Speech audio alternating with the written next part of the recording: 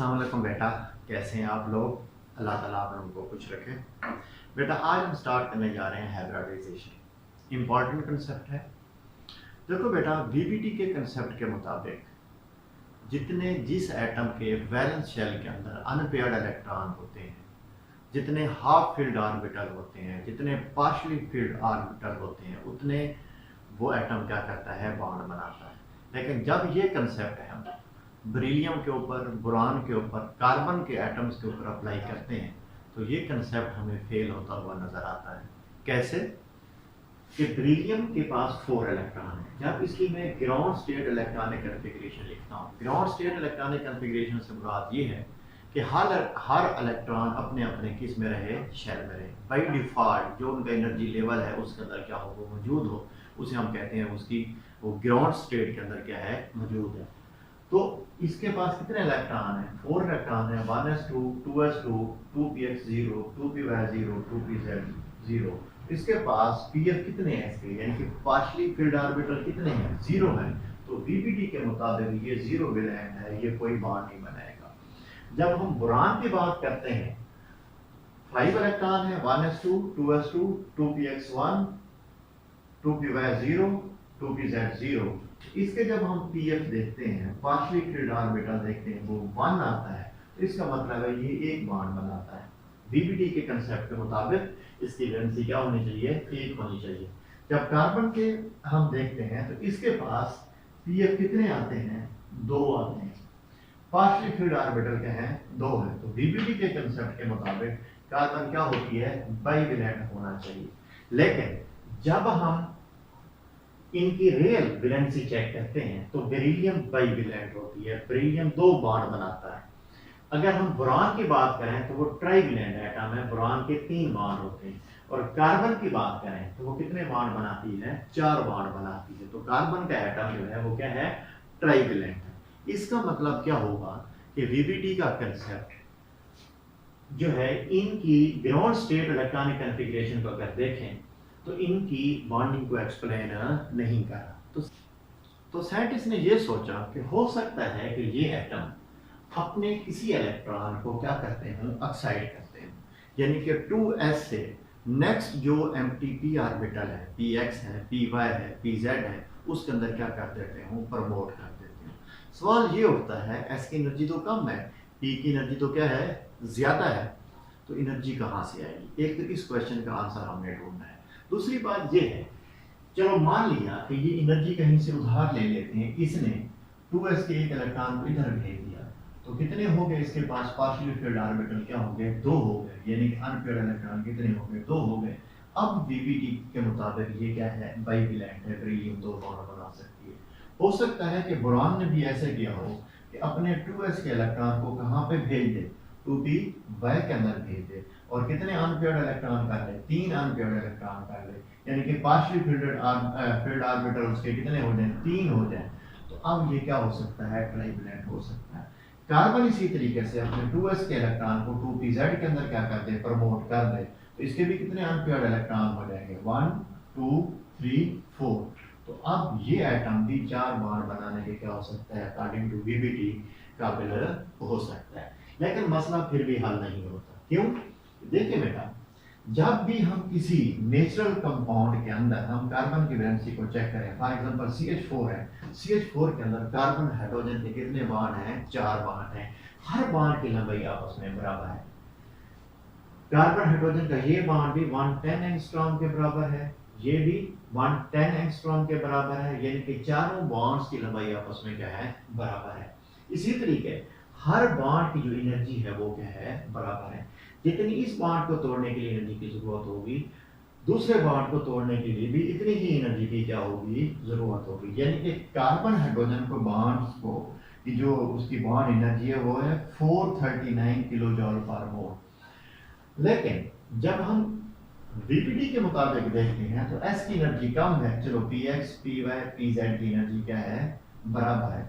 या तो ये होता उसके 3 बॉन्ड क्या होते हैं? बराबर लेंथ के होते, और तीनों बॉन्ड की एनर्जी क्या होती? बराबर होती, और एक बॉन्ड छोटा होता और उसकी एनर्जी भी क्या होती? कम होती। तो हम अपने दिल को सेटिस्फाई कर लेते।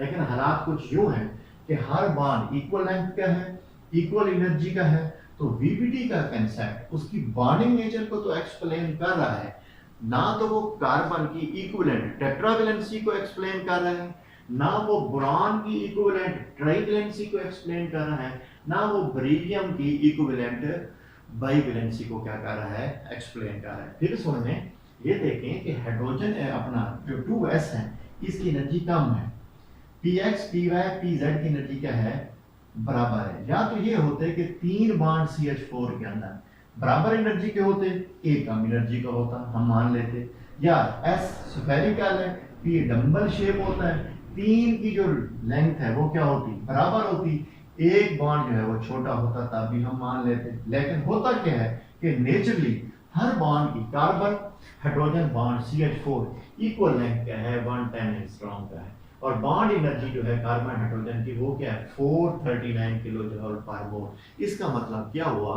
कि वीबीटी फेल होती है इन एटम्स की इक्विवेलेंट वैलेंसी को प्यार करने में। तो इसका मामला कौन आगे हल करती है, वो करती है हाइब्रिडाइजेशन। पहले ये फ्रेम आप क्या कर लें, नोट कर लें, फिर मैं आपको बताता हूँ हाइब्रिडाइजेशन है ना क्या होती है।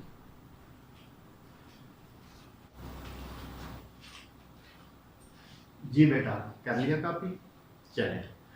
तो हाइब्रिडाइजेशन का जो कंसेप्ट है, फर्स्ट टाइम इंट्रोड्यूस करवाया था एक साइंटिस्ट था जिसका नाम था लिनेस पॉली।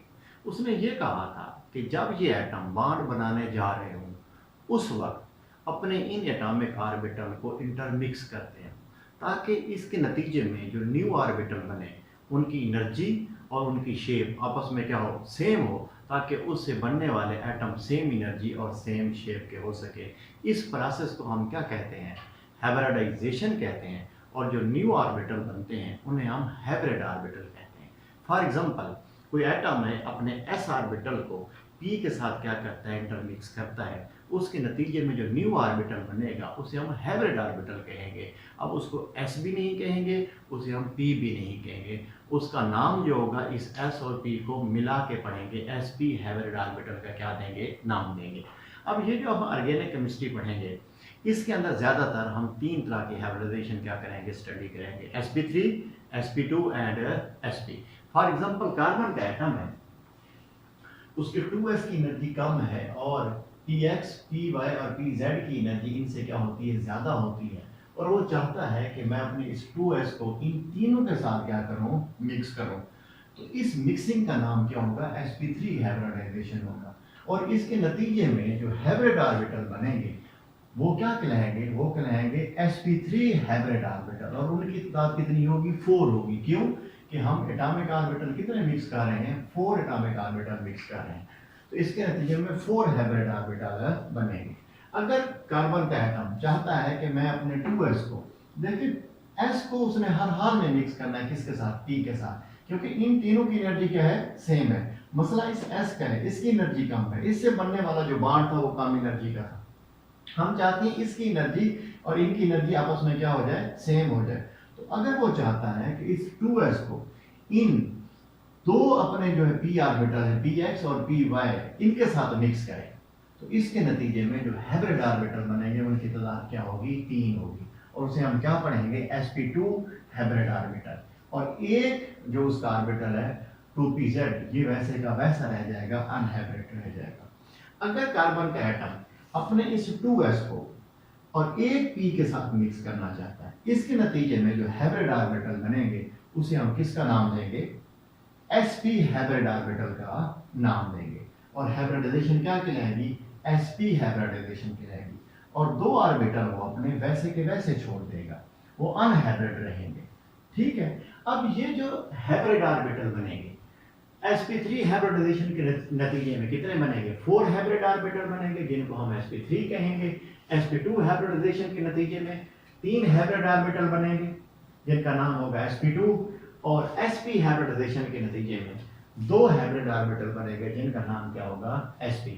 अब ये जो हाइब्रिड ऑर्बिटल बनते हैं इनकी कोशिश क्या होती है, इनकी कोशिश ये होती है कि हम अपने एटम के ऊपर इस तरीके से इतने डिस्टेंस पे रहें कि हमारे दरमियान जो रिपल्शन है वो क्या रहे, मिनिमम रहे, और जो रिपल्शन है वो क्या रहे, मिनिमम रहे, और डिस्टेंस क्या हो, मैक्सिमम हो।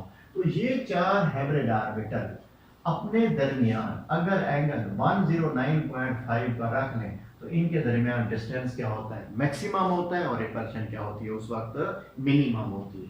और उस वक्त इनकी जो ज्योमेट्री डेवलप होती है वो होती है टेट्राहेड्रन। इसी तरीके से ये जो तीन हाइब्रिड ऑर्बिटल है इनकी ख्वाहिश भी ये होगी कि हम अपने एटम के ऊपर इस तरीके से अरेंज हो कि हमारे दरमियान डिस्टेंस क्या हो, मैक्सिमम, और रिपल्शन क्या हो, मिनिमम, ताकि हम मैक्सिमम स्टेबिलिटी गेन कर सकें।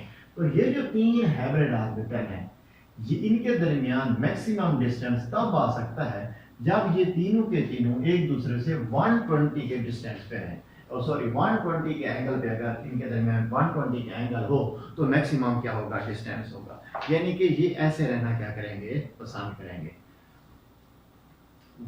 120 120 120। और ये जो अनहाइब्रिड ऑर्बिटल है ये क्या करेगा, ये इन हाइब्रिड ऑर्बिटल के ऊपर 90 के एंगल पे यूं क्या करेगा, एग्जिस्ट करेगा। यानी कि एक हाइब्रिड ऑर्बिटल ये है, एक ये है, एक ये है, तो अनहाइब्रिड ऑर्बिटल इस पे परपेंडिकुलर पड़ा होगा, 90 के एंगल पे पड़ा होगा। इसी तरीके से ये जो दो हाइब्रिड ऑर्बिटल हैं ये अपने एटम के ऊपर इस तरीके से अरेंज करेंगे कि इनके दरमियान डिस्टेंस क्या हो, मैक्सिमम हो। और इनका जो मैक्सिमम डिस्टेंस तब ये हासिल कर सकते हैं जब ये एक दूसरे से 180 के एंगल पे हैं। यानी कि एक हाइब्रिड ऑर्बिटल इधर है, एक हाइब्रिड ऑर्बिटल इधर है। अब इसके पास क्या होंगे, दो अनहाइब्रिड ऑर्बिटल होंगे। वो कैसे रहेंगे, एक यूं होगा 90 के एंगल पे और एक ऐसे क्या करेगा, 90 के एंगल पे क्या करेगा, एग्जिस्ट करेगा। तो इस तरीके से ये एटम जो है क्या करते हैं, अपने एटम के ऊपर क्या करते हैं, ये सॉरी ऑर्बिटल जो है अपने एटम के ऊपर क्या करते हैं, रीअरेंज करते हैं। अब फॉर एग्जांपल CH4 है,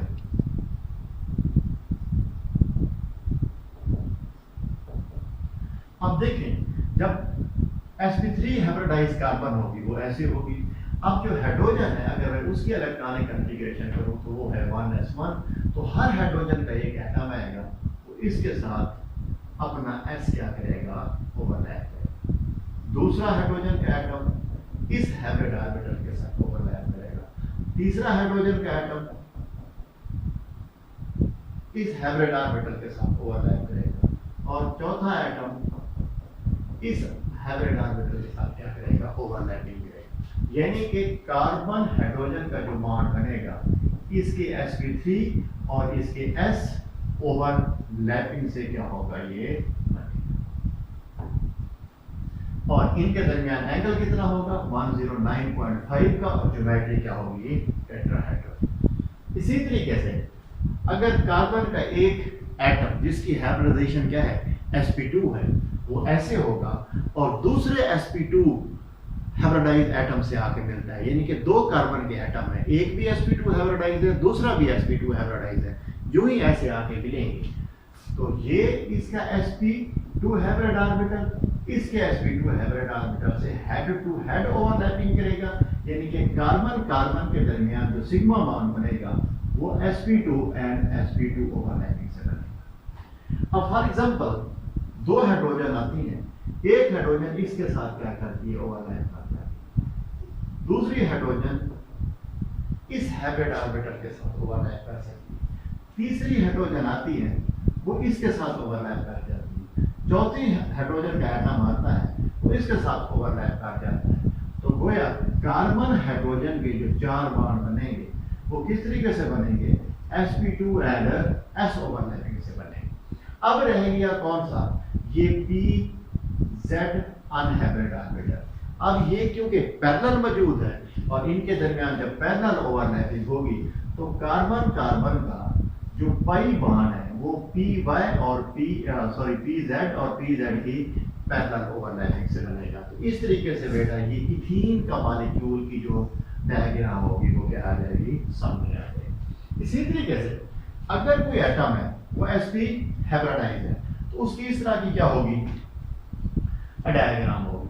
अगर इस तरह का कोई एटम कार्बन का अपने इस तरह की किसी और एटम से आके मिलता है तो ये वाला जो sp हाइब्रिड ऑर्बिटल इसके sp हाइब्रिड ऑर्बिटल से ओवरलैप करेगा। इसके नतीजे में कार्बन कार्बन का क्या बनेगा, सिग्मा बॉन्ड बनेगा।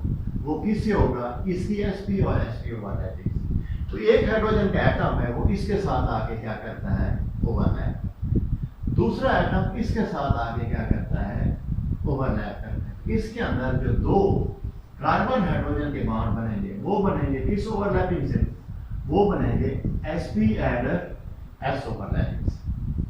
अब क्या है कि ये py और ये py आपस में पैरेलल हैं, तो इनके दरमियान एक पाई बॉन्ड बनेगा, इस pz और इस pz के दरमियान दूसरा पाई बॉन्ड बनेगा। तो ये कार्बन का एटम, ये भी कार्बन का एटम, इनके दरमियान ये सिग्मा बॉन्ड जो कि sp और sp ओवरलैपिंग से आया है।